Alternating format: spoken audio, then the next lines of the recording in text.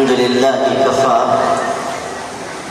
وسلام على عباده الذين اصطفى أما بعد أعوذ بالله من الشيطان الرجيم بسم الله الرحمن الرحيم وعلمك ما لم تكن تعلم وكان فضل الله عليك عظيما وقال النبي صلى الله عليه وسلم من كان له 3 بنات يؤويهن ويرحمهن ويكفلهن وجبت له الجنة قيل له يا رسول الله لو كانت 2 فقال عليه الصلاة والسلام لو كانت 2 فرأى بعض القوم أنه لو قيل له لو 1 لقال 1 أو كما قال عليه الصلاة والسلام.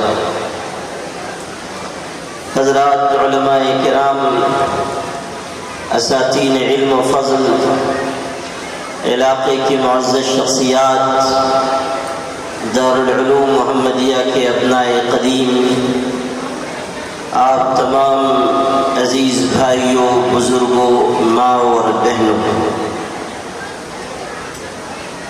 ہم سب کے لیے یہ موقع خوشی اور مسرت کا ہے، فرحت اور انبساط کا ہے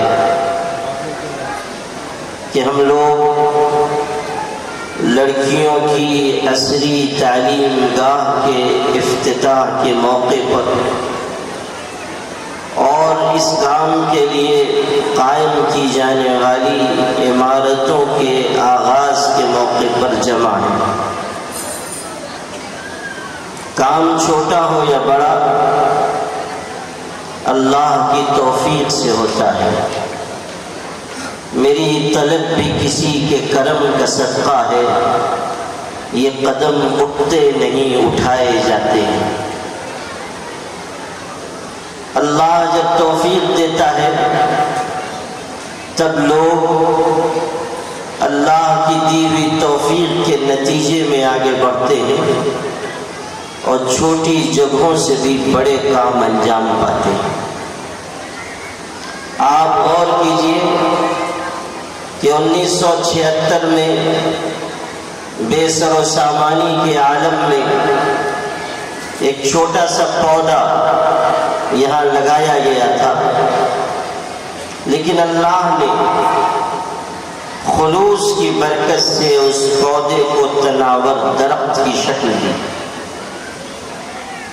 اور حضرت مولانا مظہر الحق صاحب دامت برکاتہم کی جانفشانی، ان کی محنت، ان کے رفقائے کار کی جد و جہد سے یہ ادارہ پھیلا، بڑھا اور بڑھتا چلا جا رہا ہے۔ ابھی جب وہ بڑے درد سے اپنے یہاں کے فارغین، اپنے شاگردوں اور اس ادارے کے فضلاء اور یہاں کے علماء کا استقبال کر رہے تھے اور ان کے لیے محبت بھرے الفاظ کہہ رہے تھے اور یہ بھی بتا رہے تھے کہ یہاں کے پڑھے ہوئے علماء نہ صرف اس ریاست میں بلکہ ملک کے مختلف حصوں میں کام کر رہے ہیں، تو مجھے کسی کا یہ شعر یاد آ رہا تھا کہ ہم نے سوکھی ہوئی شاخوں پہ لہو چھڑکا تھا، پھول اگر اب بھی نہ کھلتے تو قیامت کرتے۔ اور یہ بھی کہ کی محبت تو سیاست کا چلن چھوڑ دیا، کی محبت تو سیاست کا چلن چھوڑ دیا، ہم اگر پیار نہ کرتے تو حکومت کرتے۔ میرے بھائیوں، مدارس اسلامیہ کے ذریعے جو خدمت اس ملک میں انجام پائی ہے اور جو خدمت آج انجام پا رہی ہے اس کا ایک بہترین نمونہ آج کا یہ اجلاس، یہ افتتاحی تقریب بھی ہے۔ یہ آواز پورے ملک میں لگائی جا رہی ہے کہ ہم اپنے ادارے بنائیں، قائم کریں، چلائیں اور محفوظ ماحول میں اپنی بچیوں کی عصری تعلیم کا انتظام کریں۔ لیکن دیکھ لیجئے کہ اتنی بڑی ملت میں اس تحریک و تجویز پر جو عمل مدارس کے خادم، مدارس کے علماء، مدارس سے پڑھے ہوئے لوگ کر رہے ہیں، دوسرا کوئی طبقہ نہیں کر رہا ہے۔ یہ بھی مدرسے کی خدمت کا ایک رخ ہے کہ جب جیسے حالات ہوتے ہیں، مدرسہ اس قسم کے حالات میں ایک چراغ روشن کرتا ہے اور ملت اس سے روشنی حاصل کرتی ہے۔ آج ہمارے کچھ مسلمان بھائی بھی کبھی کبھی دبی زبان میں، کبھی کھلی زبان میں کہنے لگتے ہیں کہ مدارس کا دائرہ بہت چھوٹا ہے، یا یہ کہ مدارس سمٹے ہوئے ہیں، محدود ماحول میں کام کر رہے ہیں، یا یہ کہ مدارس نے ملت کو کیا دیا۔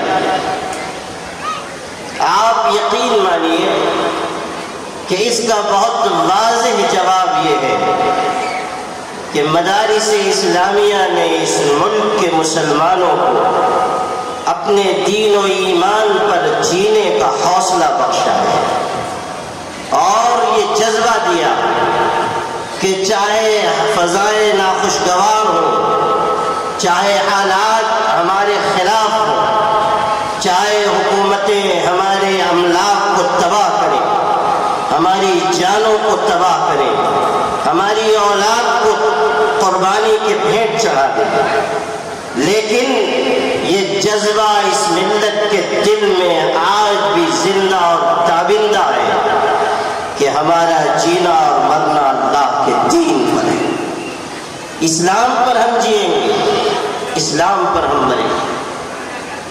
یہ جو ہمارے عام مسلمان اس مجمع میں ہیں وہ سمجھیں کہ بسا اوقات سوشل میڈیا پر لوگ لکھتے ہیں فلاں تنظیم غیر مسلموں کی قائم ہوئی، اس نے یہ کیا، یہ کیا، یہ کیا، یہ کیا۔ ہمارے مدرسوں نے کیا کیا؟ ہماری ملی جماعتوں نے کیا کیا؟ یہ تو آج کل سوشل میڈیا نکل گیا ہے، اس کی کچھ اور برکت ہوئی ہو یا نہ ہوئی ہو، ایک برکت ضرور ہوئی ہے کہ ہر راہ چلتا ہوا مسلمان مفکر اسلام بن گیا۔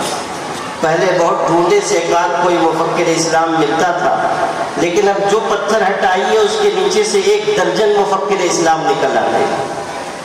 اور اگر صاحبزادے نے تھوڑا کچھ پڑھ لکھ لیا تو سمجھتے ہیں کہ ہم تو شیخ الاسلام ابن تیمیہ ہو گئے۔ اب لکھے جا رہے ہیں، کہے جا رہے ہیں، نہ کوئی سر نہ کوئی پیر، لیکن یہ سمجھتے ہیں کہ ہماری فکر بہت اونچی، اور اسی قسم کے لوگ یہ سوال قائم کرتے ہیں کہ ہمارے مدارس نے کیا دیا، ہماری ملی تنظیموں نے کیا دیا۔ صاف سن لیجئے کہ اگر اس ملک میں مدارس اسلامیہ کے ذریعے بہت مشکل حالات میں، بہت بے سر و سامانی کے باوجود ہمارے علماء نے دین و شریعت کا چراغ جلائے نہ رکھا ہوتا تو آپ کے سروں کی ٹوپیاں اور آپ کے چہروں کی داڑھیاں غائب ہو چکی ہوتی۔ اور اس ملک میں جو فرقہ پرستی کا ننگا ناچ ناچا جا رہا ہے، یہ ملت بھی اس کے آگے جھک جاتی ہے، سپر انداز ہو جاتی ہے۔ ہم اس وقت اس ملک میں مشکل حالات سے گزر رہے ہیں، کوئی شک نہیں۔ ہمیں مارا جا رہا ہے، کوئی شبہ نہیں۔ ہمارے گھروں کو منہدم کیا جا رہا ہے، کوئی دو رائے نہیں۔ ہم لوگوں کی نگاہ میں کانٹے کی طرح گڑ رہے ہیں، کوئی اس میں دو رائے نہیں، لیکن یہ کیا کم ہے کہ ہم اس مشکل وقت میں بھی تمام فرقہ پرستوں کے سامنے ایک اعلان بیک زبان کیا کرتے ہیں کہ تمہارا ظلم گوارا مگر ایمان سے پھرنا ناقابل برداشت۔ یہ ہے ان مدارس کی دی ہوئی طاقت۔ آپ دیکھیے سعودی عرب مرکز اسلام کہلاتا رہا، لیکن آج ہمارے ملک کے فرقہ پرست لوگ وہاں سے ایک بہت بڑے عالم کو ہمارے ملک میں بلاتے ہیں، اور وہ آ رہا ہے اور بتقدوں میں جا رہا ہے، اور اس کے بعد یہ کہتا ہے کہ اس ملک کے مسلمانوں کو معتدل اسلام اختیار کرنا چاہیے۔ مشورہ ہے معتدل اسلام اختیار کیجیے۔ آپ نے کبھی سنا کہ اس کفرستان میں کسی بڑے عالم نے کبھی اپنی زبان سے یہ کہا ہو کہ ہم معتدل اسلام کی دعوت دے رہے ہیں؟ ہم آج بھی یہ کہہ رہے ہیں کہ اگر تم سعودی عرب سے بھی آئے ہو، مرکز اسلام سے بھی آئے ہو اور معتدل اسلام کی بات کرتے ہو تو صاف سن لو، اسلام ایک تھا، ایک ہے اور ایک رہے گا۔ کوئی تقسیم اسلام میں نہیں کی جا سکتی کہ یہ معتدل اسلام ہے اور یہ متشدد اسلام ہے۔ قرآن کا اعلان ہے ان الدین عند اللہ الاسلام، دین اللہ کی نگاہ میں بس اسلام ہے۔ اللہ کے دین پر جینا اور مرنا یہی کامیابی کی ضمانت۔ ہم نے اکثر مسترد کر دیا کہ آپ کی بات قابل قبول نہیں، آپ اپنے ملک میں یہ بات کیجیے، ہم یہاں کمزور صحیح لیکن اسلام کو ہم کمزور نہیں ہونے دیں گے، ہم اپنے دین کو کمزور نہیں ہونے دیں گے، ہم اپنی جانوں کی قیمت پر اپنے دین کی حفاظت کریں گے۔ یونیفارم سول کوڈ کی بات اس ملک میں لائی گئی۔ آپ نے دیکھا مدرسے کے پڑھے لکھے لوگوں نے ہی اس یونیفارم سول کوڈ کی تجویز کا کس طرح مقابلہ کیا۔ گورنمنٹ چاہتی تھی کہ ایک تماشا ملک میں کھڑا کر دیا جائے، 2024 کا الیکشن سیدھا کیا جائے، مگر آل انڈیا مسلم پرسنل لا بورڈ نے، اس کے علماء نے، اس کے قائدین نے غور و فکر کے بعد ایک راستہ بنایا کہ نہیں، ہم اس راستے پر نہیں جائیں گے جو گورنمنٹ چاہتی ہے۔ یونیفارم سول کوڈ کی ہم مخالفت کریں گے، طاقت سے کریں گے، صاف صاف کریں گے، لیکن سڑکوں پر نہیں اتریں گے۔ ہم اس ایجنڈے کو پورا نہیں ہونے دیں گے جو برسر اقتدار طبقے کا ہے۔ تحریک چلی، خاموشی سے چلی، اور اللہ کا کرم ہے کہ مسلم پرسنل لا بورڈ کی تحریک پر ملک کے دوسرے طبقوں نے، ٹرائبلز نے، S C S T O B C نے، سکھوں نے، کرسچنز نے اور ادروائز دوسرے طبقات نے یونیفارم سول کوڈ کے خلاف آواز لگائی۔ مسلمان فرنٹ پر نہیں آیا، یہ فرنٹ پر آئے۔ نتیجہ اس کا یہ ہوا کہ حکومت کو سجدہ سو کرنا پڑا، اور سجدہ سو بھی ایسا کہ ڈبل سجدہ سو کر رہی ہے، اس لیے کہ وہ جو منی پور میں ہوا ہے اس پر تو ان کی نماز ہی نہیں پوری ہو رہی ہے بیچاروں، اسی میں وہ مشغول ہو گئے اور اس طرح گھر گئے کہ سمجھ میں نہیں آ رہا ہے کہ دائیں جائیں کہ بائیں جائیں۔ مجھے تو شبہ ہو رہا ہے کہ کہیں مولانا مظہر الحق کے پاس تعویذ لکھانے کے لیے نہ آ جائے کہ آج کل بہت مشکل حالات ہیں، آپ بھی کچھ ہمارے لیے تدبیر بتائیے یا کوئی تعویذ عنایت فرمائیے۔ یہ صورتحال ہے۔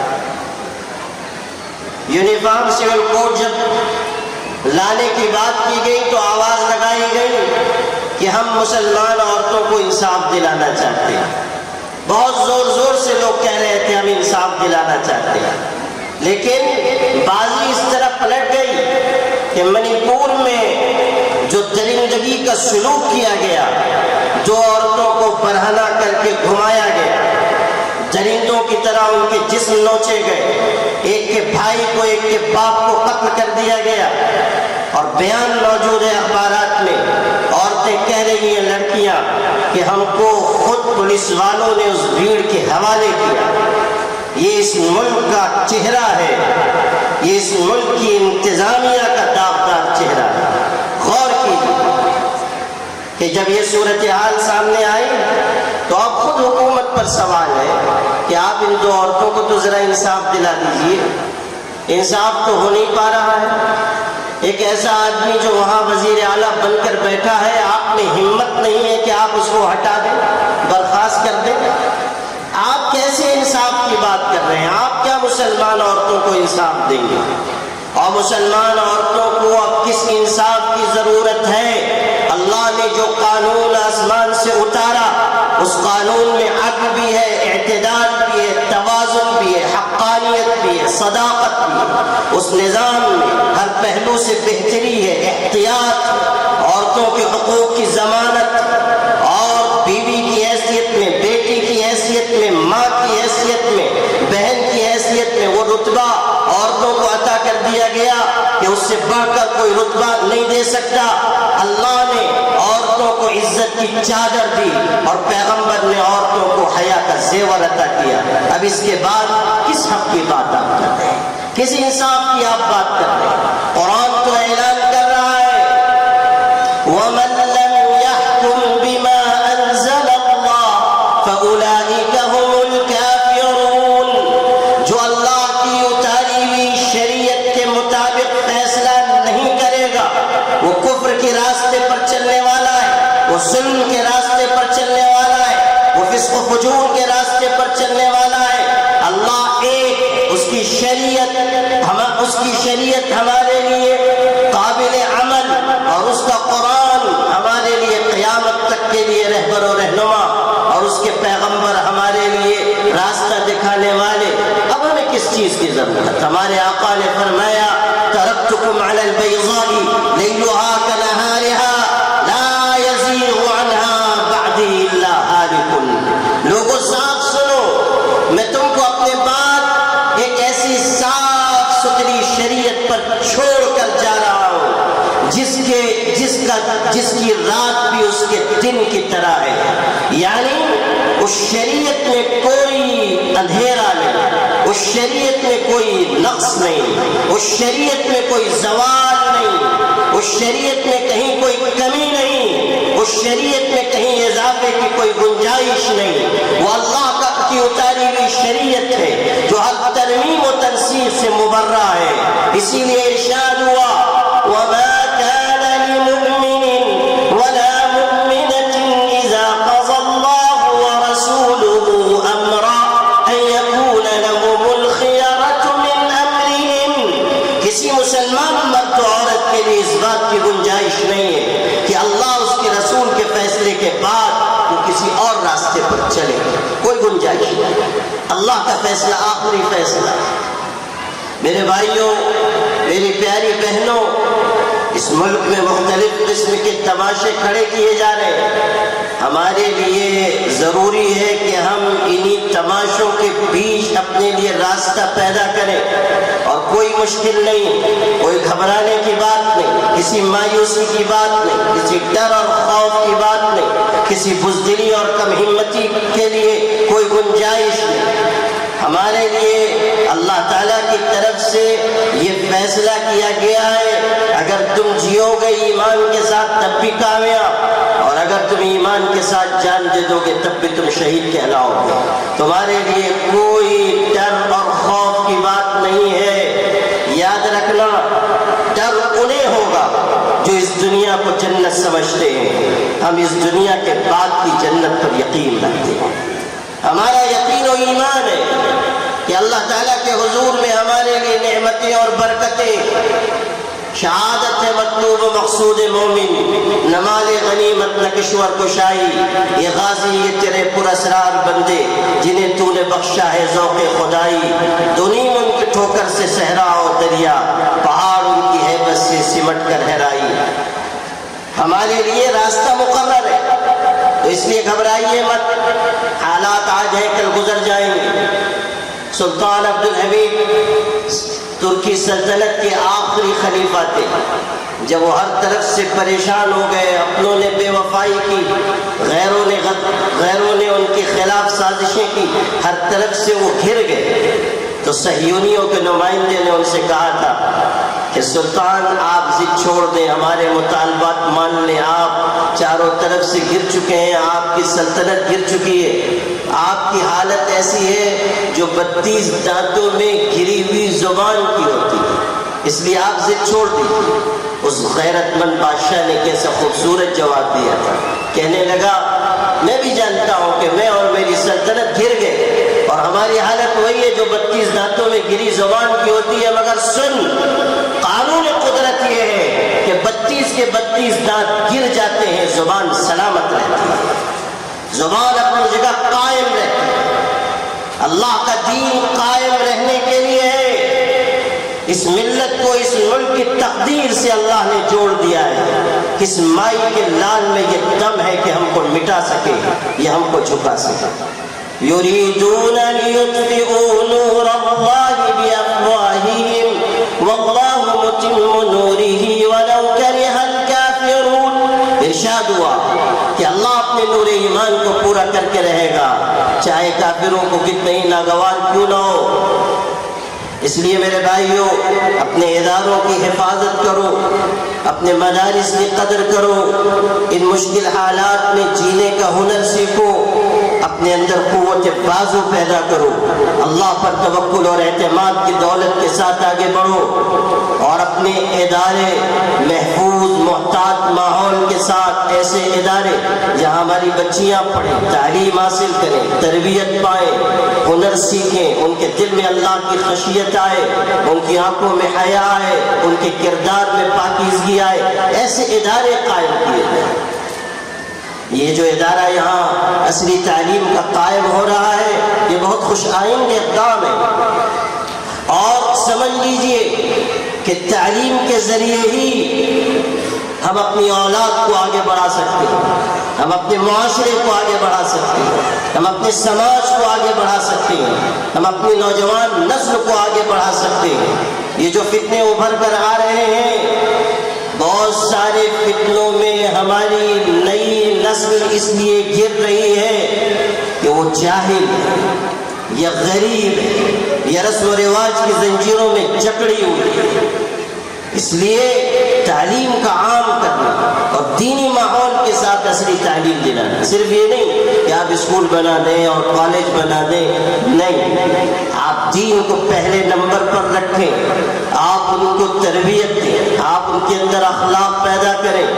صاف سن لیجئے، چاہے مدرسہ ہو، چاہے اسکول ہو، چاہے کالج ہو، عصری تعلیم ہو، دینی تعلیم ہو، سب کا مقصد صرف ایک ہے، اور وہ یہ کہ ہمارا اللہ راضی ہو جائے اور ہماری زندگی کا مقصد پورا ہو. ہم اسکول اس لیے نہیں قائم کر رہے ہیں کہ ہم کمانے والی اولادیں پیدا کریں، ہم کالج اس لیے نہیں بنانا چاہتے ہیں کہ ایسے لوگ پیدا ہو جائیں جو مختلف جگہوں پر جائیں اور مال و زر حاصل کریں اور منصب دار بن کر بیٹھ جائیں. یہ مقصد نہیں. مقصد یہ ہے کہ تعلیم کے ذریعے اللہ کو پہچانیں، تعلیم کے ذریعے اللہ کی محبت و معرفت حاصل کریں، برائیوں سے بچیں، گناہوں کے دلدل سے اپنے آپ کو بچائیں، نافرمانی اور سرکشی سے بچائیں. ہماری بچیاں تربیت پا کر بہترین بیویاں بنیں، بہترین مائیں بنیں، ان کے اندر اچھے اخلاق آئیں، ان کے اندر اچھا کردار آئے، ان کے اندر اللہ تعالیٰ کی رضا حاصل کرنے کا جذبہ آئے. ابھی ہمارے حضرت مولانا عبد الجبار مظاہری صاحب نے مختصر مگر پر اثر تقریر فرمائی اور اس میں زبیدہ، ملکہ زبیدہ کا ذکر کیا، اور یہ کالج بھی زبیدہ نام سے منسوب ہے. انہوں نے نہر زبیدہ بنوائی. اس زمانے میں جب حجاج جاتے تھے تو پیاس کی شدت کی وجہ سے راستے میں ہلاک ہو جاتے تھے. سینکڑوں ہزاروں لوگ پیاس کی شدت کی وجہ سے جان دے دیتے تھے. اس خاتون نے اس زمانے میں کروڑوں روپے خرچ کر کے اپنے علاقے سے مکہ مکرمہ تک نہر کھدوائی، اور کئی سو سال تک وہ نہر جاری رہی. آج بھی اس کے آثار باقی ہیں. جو حصہ آپ کو سنانا ہے وہ یہ کہ ایک مومن خاتون، ایک تعلیم پائی ہوئی خاتون ایک اللہ سے ڈرنے والی خاتون کیسی ہوتی ہے۔ یہ زبیدہ جب وہ نہر کھودوا رہی تھی اور پیسے دلواتی تھی، انجینئر حساب لکھتے تھے، برسوں تک کام چلا، کروڑوں روپے خرچ ہوئے۔ جب نہر مکمل ہوئی تو وہ انجینئرز، وہ ذمہ داران بڑے بڑے دفتر لے کر آئے، ان دفاتر میں حساب لکھا تھا، حساب تھا کہاں کتنے پیسے خرچ ہوئے، بہت ضخیم دفتر تھے، کروڑوں روپے اس زمانے کے خرچ ہوئے۔ جب وہ لے کر آئے، زبیدہ نے پوچھا ملکہ نے کیا لائے ہو؟ انہوں نے کہا حساب دکھانے کے لیے لائے ہیں، نہر مکمل ہو چکی ہے۔ اس خاتون نے کیسا خوبصورت اور ایمانی جواب دیا، فرمایا ترکنا الحساب لیوم الحساب، ہم نے حساب کو حساب والے دن کے لیے چھوڑ دیا، ہم نے یہ کام اللہ کی رضا کے لیے کیا ہے۔ کروڑوں خرچ ہوئے ہو یا اربوں، ہماری نگاہ اللہ کی رضا پر ہے۔ قل ان صلاتي ونسكي ومحياي ومماتي لله رب العالمين لا شريك له وبذلك أمرت وأنا أول المسلمين۔ یہ ہے جینے اور مرنے کا مقصد کہ ہمارا جینا بھی اللہ کی رضا کے لیے، ہمارا مرنا بھی اللہ کی رضا کے لیے، زندگی کا ہر حصہ اللہ کی رضا کے لیے۔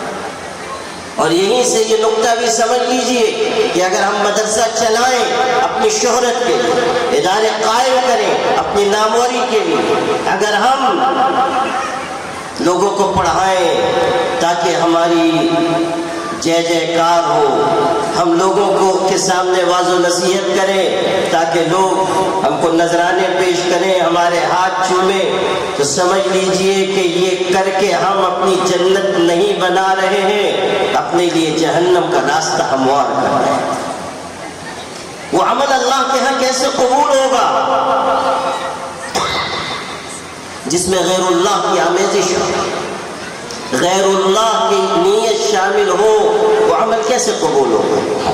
حدیث پاک میں ان اللہ طیب لا یقبل الا طیبا، اللہ پاک صرف پاکیزہ عمل کو قبول کرتا ہے، جس عمل میں ملاوٹ ہو اللہ اس عمل کو قبول نہیں کرتا۔ خرچ کرنے والے خرچ کریں تاکہ اللہ راضی ہو، پڑھانے والے پڑھائیں تاکہ اللہ راضی ہو، اسکول قائم کرنے والے اسکول قائم کریں تاکہ اللہ راضی ہو، کالج چلانے والے کالج چلائیں تاکہ ملت اسلامیہ مستحکم ہو اور اسی راستے سے مجھ کو اللہ کی بنائی ہوئی جنت مل جائے۔ ایک مقصد بس، اور راہ میں جو بھی دشواری آئے اسے اللہ کی مرضی سمجھ کر قبول کریں۔ یقیناً ملت کی خدمت کی راہ آسان نہیں ہے، لیکن جواں مرد وہی ہے جو اس مشکل کام کو بھی آسان کر دکھائے۔ ہمارے پیر و مرشد حضرت مولانا سید محمد ولی صاحب رحمانی، جنہوں نے اس ملک میں دینی تعلیم کا بھی ایک زبردست مرکز قائم کیا، ملت اسلامیہ کی قیادت اور عصری علوم میں بھی IIT کا کنسپٹ مسلمانوں کو دیا اور اس کے لیے رحمانی کوچنگ سینٹر قائم کیا اور عصری تعلیمی اداروں کا ایک جال بچھایا، جنہوں نے ملت اسلامیہ کی ہمہ جہتی رہنمائی فرمائی۔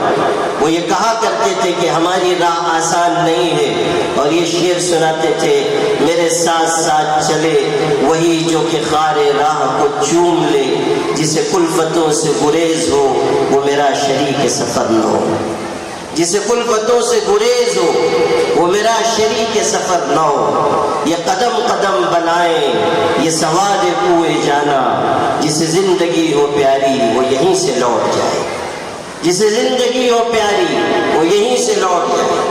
تو میرے بھائیوں،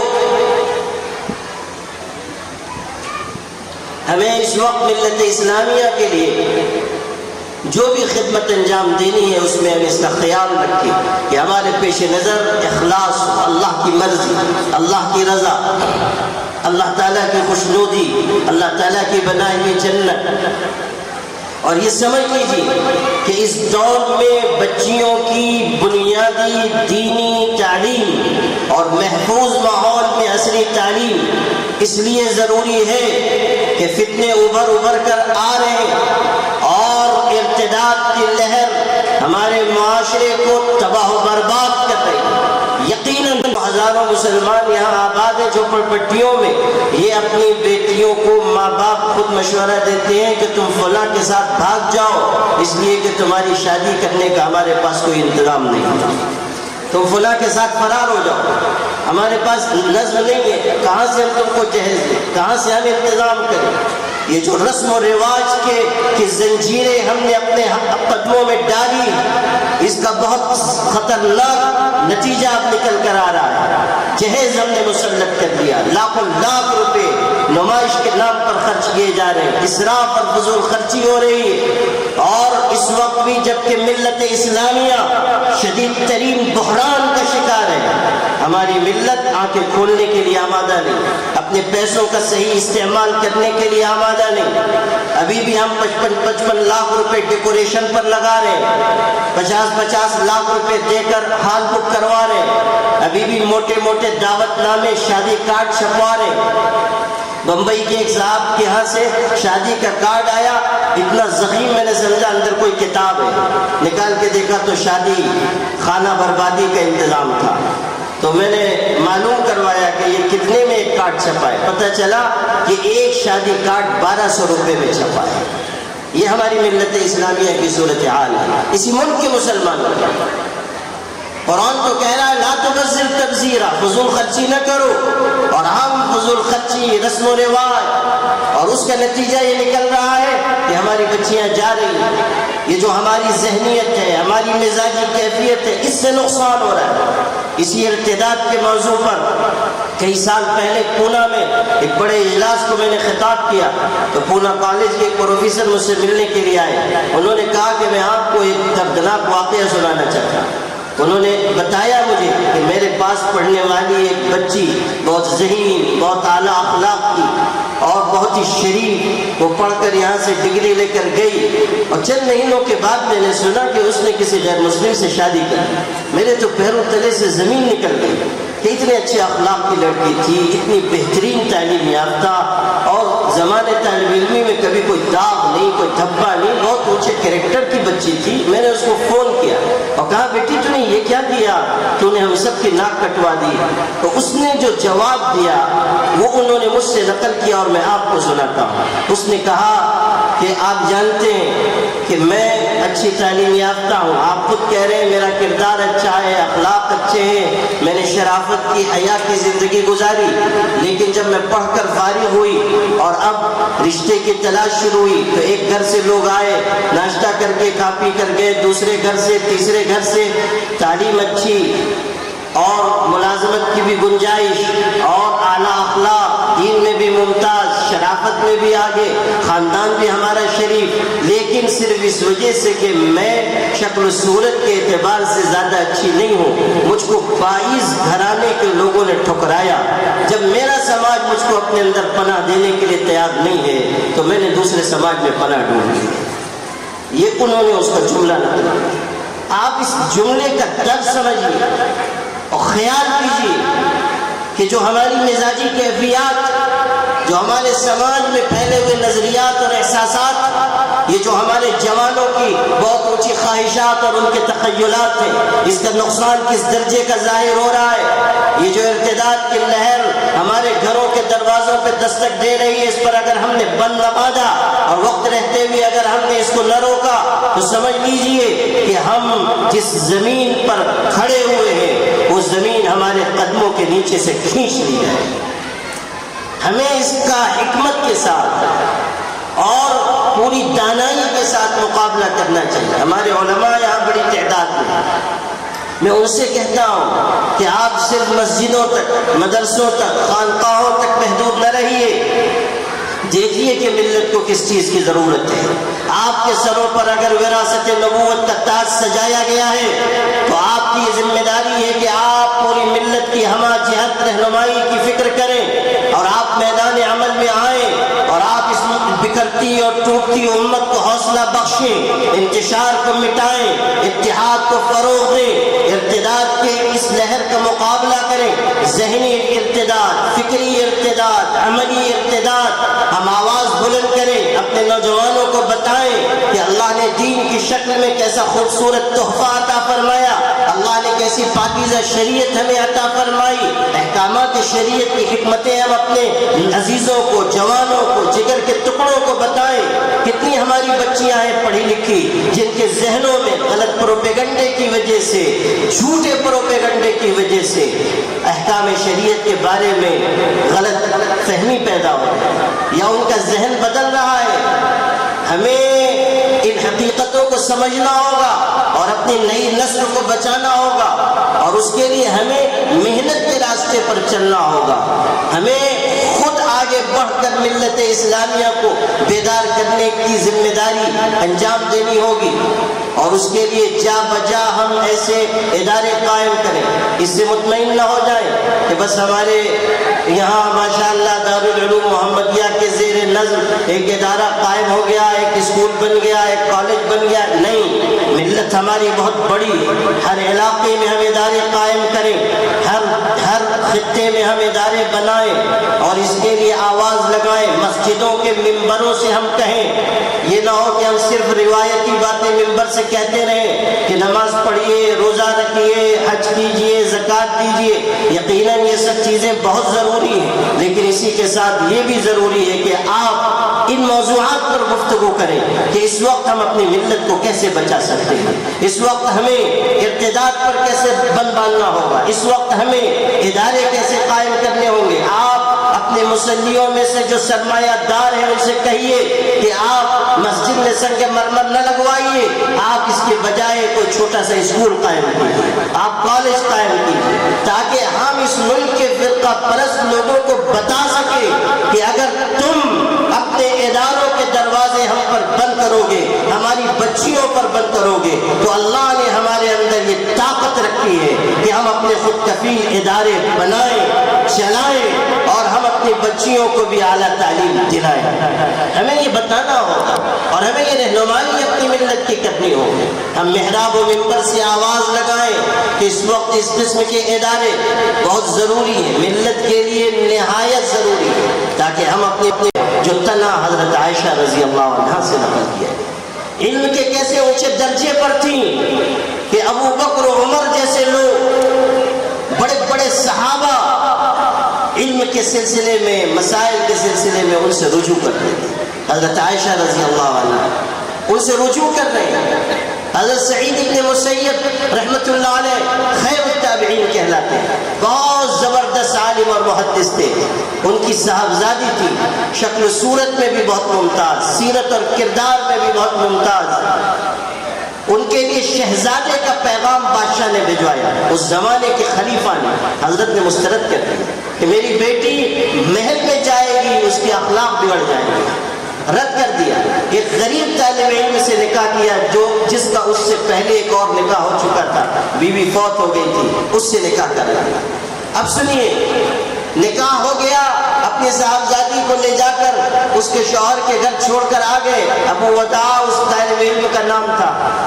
چند دن گزرے، اب شوہر ایک دن دروازے سے نکل رہے ہیں صبح کے وقت، بیوی نے پوچھا، حضرت سعید ابن مسیب کی صاحبزادی نے، کہاں جا رہے ہیں؟ اپنے شوہر سے پوچھا کہاں جا رہے ہیں؟ انہوں نے کہا کہ آپ کے والد صاحب سے حدیثیں پڑھتا ہوں، طالب علم جا رہا ہوں، حلقہ درس میں حضرت کے ہاں جا رہا ہوں۔ تو اس صاحبزادی کی عمر کیا رہی ہوگی؟ جوانی، عین نوجوانی کی عمر ہے۔ اس وقت وہ خاتون، وہ لڑکی کہتی ہے کہ بیٹھ جائیے، اجلس اعلمک علم سعید، گھر میں بیٹھے رہیے، جتنا علم میرے باپ کے سینے میں ہے اللہ کے کرم سے میرے سینے میں بھی ہے، جتنی حدیثیں وہ جانتے ہیں میں بھی جانتی ہوں، آپ یہاں بیٹھیے، جتنی روایتوں کی آپ کو ضرورت ہوگی میں گھر میں بیٹھ کر آپ کو سنا دوں گا۔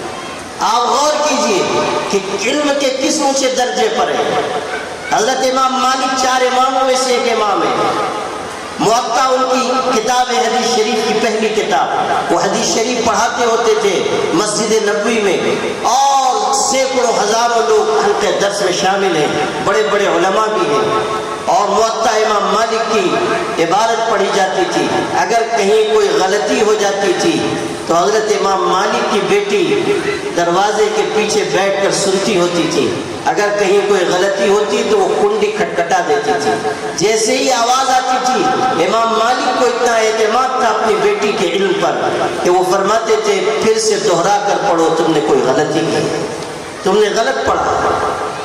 آپ سوچئے کہ یہ صورتحال ہے، علم کا یہ اونچا معیار مسلمان خواتین کے پاس رہا ہے، اور اس کی سینکڑوں مثالیں ہیں جس کے بیان کرنے کا بھی موقع نہیں ہے۔ آپ سے یہ کہنا چاہتا ہوں کہ بچیوں کی دینی اور محفوظ ماحول میں اصلی تعلیم ضروری ہے، اس پر پوری توجہ ہم خرچ کریں۔ یاد رکھیے گا، ایک اچھی پڑھی لکھی مسلمان لڑکی کے ذریعے ہی ایک اچھا خاندان وجود میں آئے گا۔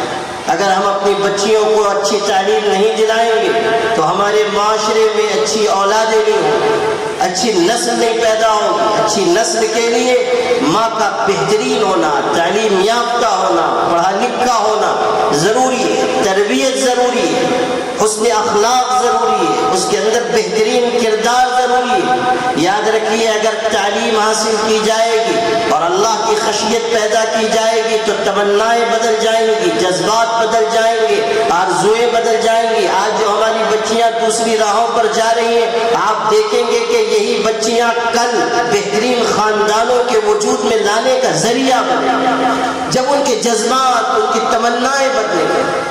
کس طرح تعلیم اور اللہ کی خشیت جذبات کو بدلتی ہے، میں آپ کو اس کی ایک مثال بتاتا ہوں۔ آپ سب نے نام سنا ہوگا صلاح الدین ایوبی رحمۃ اللہ علیہ کا، اسلام کے بہترین جانباز سپاہی اور قبلہ اول کو آزاد کرانے والے۔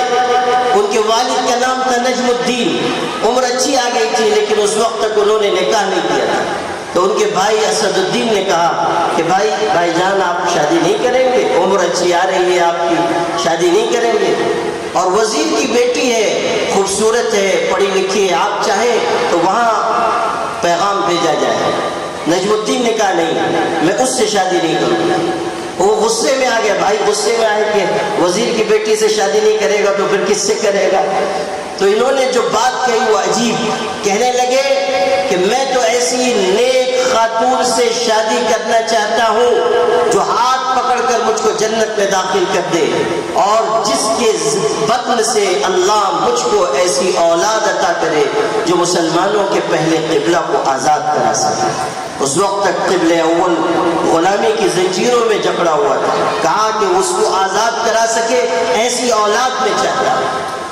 بات آئی گئی ہو گئی، چند مہینوں کے بعد یہ ایک بزرگ کی خدمت میں حاضر تھے، علاقے کے ایک بڑے عالم کی خدمت میں بیٹھے ہوئے تھے، کچھ بات ہو رہی تھی، اتنے میں ایک خاتون آئی، پردے کے پیچھے سے انہوں نے ان بزرگ سے کہا آپ سے مجھ کو کچھ عرض کرنا ہے۔ تو ان بزرگ نے کہا کہ ذرا آپ بیٹھیں۔ نجم الدین سے کہا آپ ذرا رکیں، میں ان کی بات سنوں۔ اس لڑکی کی بات سننے لگے، آواز ان تک بھی آ رہی ہے۔ اس لڑکی نے پس پردہ کہا کہ حضرت آپ نے میرے لیے ایک رشتہ بھیجا تھا، لڑکا شکل صورت میں اچھا ہے، تعلیم میں اچھا ہے، مگر دینداری کا جو معیار میں چاہتی ہوں اس پر وہ کھرا نہیں اترتا، اس لیے میں معافی چاہتی ہوں، رشتہ نہیں کر سکتی۔ ان بزرگ کو حیرت ہوئی، انہوں نے کہا پھر تم کیسے شخص سے نکاح کرنا چاہتی ہو؟ اس لڑکی نے کہا جذبات دیکھی، تمنا دیکھی، آرزو دیکھی، اللہ کی خشیت اور اس کی رضا کا کمال دیکھی۔ وہ لڑکی کہنے لگی، عین جوانی کی عمر میں کہہ رہی ہے کہ میں تو ایسے نیک مرد سے شادی کرنا چاہتی ہوں جو مجھ کو ہاتھ پکڑ کر جنت میں داخل کر دے، اور جس کے ذریعے اللہ مجھ کو ایسی اولاد دے جو مسلمانوں کے پہلے قبلہ کو غلامی سے آزادی دلا سکے۔ وہی جملے جو نجم الدین نے کہے تھے وہ اس نے دہرائے۔ جیسے یہ جملے انہوں نے سنے تڑپ گئے اور ان بزرگ سے کہا حضرت اگر آپ پسند کریں تو ان سے میری شادی کرا دیجیے۔ ان بزرگ نے کہا تم منصب والے ہو، تم مال والے ہو، یہ لڑکی ہمارے محلے کی سب سے غریب گھرانے کی لڑکی ہے، نبھا سکو گے؟ نجم الدین نے کہا بسم اللہ، آپ نکاح کرا دیا۔ نکاح ہو گیا۔ مرد کی بھی تمنائیں بہترین تھیں، عورت کی تمنائیں بھی بہترین تھیں، دونوں میاں بیوی کی بہترین تمنا کے نتیجے میں اللہ نے ان کو وہ اولاد عطا کی جس کو دنیا نے صلاح الدین ایوبی کے نام سے یاد کیا، اور جس نے مسلمانوں کے پہلے قبلے کو آزادی اور رہائی عطا کی۔ میرے بھائیوں، یہ جذبات، یہ تمنائیں، یہ امنگیں تعلیم اور تربیت کے نتیجے میں پیدا ہوتی ہے. اللہ کی خشیت آتی ہے علم کے ذریعے. انما یخشی اللہ من عبادہ العلماء. اللہ سے وہی ڈر سکتے ہیں جن کے جو علم والے اللہ تعالیٰ کے دین کا علم جن کے سینوں میں آئے گا وہی خشیت کے راستے پر چلیں گے, وہی اللہ تعالیٰ وہی نیک اور اچھے جذبات کے ساتھ آگے بڑھیں گے. علم دین ہی انسان کے نظریات کو بدلتا ہے, تعلیم ہی انسان کے ذہن کو نئے آفاق سے روشناس کراتی ہے. اس لیے آپ سب اس موقع پر یہاں حاضر ہیں تو ایک عزم کیجئے کہ انشاءاللہ ہم اپنے اپنے علاقوں میں بھی اس طرح کے ادارے قائم کرنے کی کوشش کریں گے, اور یہ بھی عزم کیجئے کہ یہ جو ادارہ بن رہا ہے اس میں ہم مدد کریں گے, تعاون کریں گے. ابھی بہت سا کام باقی ہے. ہمارے حاجی ابراہیم سیٹھ صاحب کو اللہ تعالیٰ اعلیٰ علیین میں جگہ دے, عمر نو عطا فرمائے, اور پھر اللہ تعالیٰ حسن خاتمہ کی دولت دے, جزائے خیر عطا فرمائے کہ انہوں نے اصرار کر کے ایک اچھے ادارے کی بنیاد یہاں رکھوائی, اپنا مال خرچ کیا. ان کے صاحبزادگان کو میں مبارکباد. یہ نعمت اللہ تعالیٰ کم لوگوں کو دیتا ہے کہ دولت بھی ہو اور دل بھی ہو, دولت بھی ملے اور دل بھی ہو. ورنہ بہت سو کے پاس دولت تو بہت ہوتی ہے مگر دل چڑیا کے برابر ہوتا ہے. بہت چھوٹے دل کے, تنگ دل ہوتے ہیں, کنجوس. خرچ کرنے کی بات کیجیے تو بیچارے پریشان ہو جاتے ہیں. بلکہ وہ رمضان میں مدرسے کا سفیر پہنچ جائے اور کہے کہ مدرسے میں بڑی ضرورت ہے تو سیٹھ صاحب ایسے کنجوس کی اپنی ہی پریشانی کی داستان سناتے ہیں, اور وہ بھی اتنی لمبی کہ وہ سفیر بھی سوچتا ہے کہ کاش میرے پاس زکوٰۃ کی رقم ہوتی تو انہی کو دے دیتا. یہ بیچارے سب سے بڑے مستحق کے زکوٰۃ معلوم ہوتے ہیں, بڑے پریشان حال ہیں, مصیبت زدہ ہیں, تو انہی کو میں پیش کر دیتا. یہ نہیں, اللہ تعالیٰ اگر دولت دے تو اس سے دل بھی مانگی. حضور صلی اللہ علیہ وسلم نے اپنے گھر میں حضرت ام سلمہ سے کہا, اپنی زوج محترمہ سے, کہ ام سلمہ خرچ کر, گن گن کر نہ رکھ ورنہ اللہ بھی تجھ کو گن گن کر عطا کرے. حضرت بلال سے فرمایا جو آپ کے خزانچی تھے, پیسے ان کے پاس ہوتے تھے, حضرت بلال سے کہا, اور کیسا فصیح و بلیغ خوبصورت جملہ, ہمارے علماء اس کا لطف لیں گے. ارشاد فرمایا انفق بلالا ولا تخش من ذی العرش اقلالا. بلال اللہ کے راستے میں خرچ کر اور عرش والے سے کسی تنگی کا اندیشہ نہ رکھ. عرش والے کے پاس لامحدود خزانے ہیں, اگر خرچ کرو گے اللہ دے گا. حدیث پاک میں کہ جب انسان اللہ کے راستے میں خرچ کرتا ہے آسمان سے فرشتہ اتر کر آتا ہے اور کہتا ہے اللہم اعطِ منفقا خلفا, اللہ خرچ کرنے والے کو اس کے مال کا بدل عطا فرما. اور جب روک روک کر کوئی انسان رکھتا ہے, کنجوسی کرتا ہے, ایک فرشتہ آتا ہے اور کہتا ہے اللہم اعطِ ممسکا تلفا, اللہ روک روک کر رکھنے والے کے مال کو تباہ فرما دے. صرف دعا نہیں ہے, بد دعا بھی ہے. یہ ون وے ٹریفک نہیں ہے کہ صرف جائے گا ہی. اگر آپ نہیں خرچ کریں گے تو مال ختم بھی ہو جائے گا. آپ کو ایک دلچسپ قصہ سنا دیتا ہوں. وہ کسی عرب ملک میں کوئی فقیر تھا, ایک بڑی دکان کے سامنے پہنچا, بڑی عالی شان دکان تھی, بھوکا تھا. مالک کی دکان سے کہا کچھ کھلا دو, کچھ دے دو. اس نے کہا کچھ نہیں ہے, جاؤ بابا معاف کرو. اس نے کہا نہیں, میں تو لے کر جاؤں. اس نے کہا معاف کرو. بڑا کنجوس تھا, مال تھا مگر کنجوس. وہ وہیں بیٹھ گیا, فقیر جو تھا بھکاری وہیں بیٹھ گیا. یہ جو ہمارے اقتدار والے لوگ ہیں ان سے کچھ شجرہ نسل ملتا رہا ہوگا, تو بے شرمی اچھی خاصی تھی ماشاءاللہ, یعنی معیار تک پہنچی ہوئی بے شرمی. تو بیٹھ گیا. وہ دکاندار نے سمجھا کہ کتنی دیر بیٹھے گا, گھنٹہ 2 گھنٹہ, اس کے بعد تو جائے گا. مگر سبحان اللہ وہ تو بیٹھ گیا, شام کر دی اس نے وہیں. اب جب ٹلا ہی نہیں تو دکاندار نے سوچا چلو کچھ دے کے اس سے چھٹکارا حاصل کریں. تو عربی میں کہنے لگا, اپنے بہت سارے ملازم تھے نوکر, تو کہنے لگا یا وزیر قل لی امیر فلیقل لی بشیر فلیقل لی نذیر ان یعطی خبزا لہذا الفقیر. اتنی لمبی بخاری کی سند. وہ حضرت مولانا تھے نا, بخاری شریف پڑھاتے ہیں, مولانا رضوان صاحب. تو بخاری کی سند, وزیر تم امیر سے کہہ دو, وہ بشیر سے کہہ دے, وہ نذیر سے کہہ دے کہ اس فقیر کو 1 روٹی دے دو. اتنی دیر کا انتظار، بخاری کی اتنی لمبی سند اور اس کے بعد ایک روٹی۔ تو اس فقیر کو بھی بہت غصہ آیا، اس نے بھی بد دعا کے لیے ہاتھ اٹھایا اور کہا یا اللہ قل جبریل فلیقل لی میکائیل فلیقل لی اسرافیل فلیقل لی عزرائیل ان یقبض روح ھذا البخیل۔ اس نے بھی پوری سند متصل بیان فرمائی کہ اللہ تو جبریل سے کہہ دے، وہ میکائیل سے کہہ دے، وہ اسرافیل سے کہہ دے، وہ عزرائیل ملک الموت سے کہے کہ اس کنجوس کو دنیا سے اٹھا لے جائے، خسکم جہاں پا۔ تو بددعا دی اور خطرناک بددعا دی، اس کو سیدھے یہاں سے اٹھا کے لے کے جاؤ۔